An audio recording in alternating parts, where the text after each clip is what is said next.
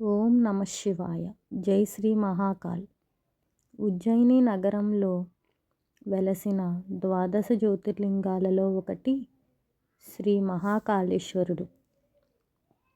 కాలాన్నే జయించిన దేవుడు అని ఈయనను మహాకాలుడు అని పిలుస్తారు.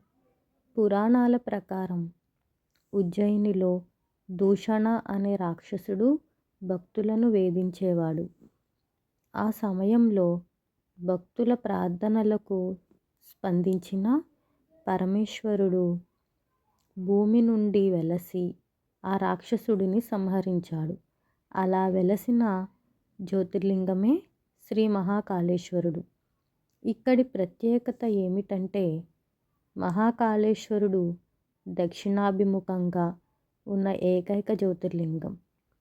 ప్రతిరోజు జరిగే భస్మహారతి ప్రపంచ ప్రసిద్ధి పొందింది.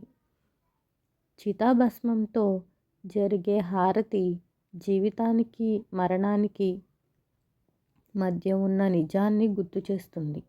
ఇక్కడ దర్శనం చేసుకుంటే కాలభయం తొలగిపోతుందని భక్తులు నమ్ముతారు. మహాకాళేశ్వరుని కృప ఉంటే శత్రువులు దూరమవుతారు, అడ్డంకులు తొలగిపోతాయి, జీవితంలో శాంతి వస్తుంది. ఒక్కసారి మనస్ఫూర్తిగా పలుకుదాం, ఓం నమ శివాయ, జై మహాకాళేశ్వర. ఈ వీడియో నచ్చితే లైక్ చేయండి, కామెంట్లో ఓం నమ శివాయ అని టైప్ చేయండి. మరిన్ని భక్తి వీడియోల కోసం ఛానల్ సబ్స్క్రైబ్ చేయడం మర్చిపోవద్దు.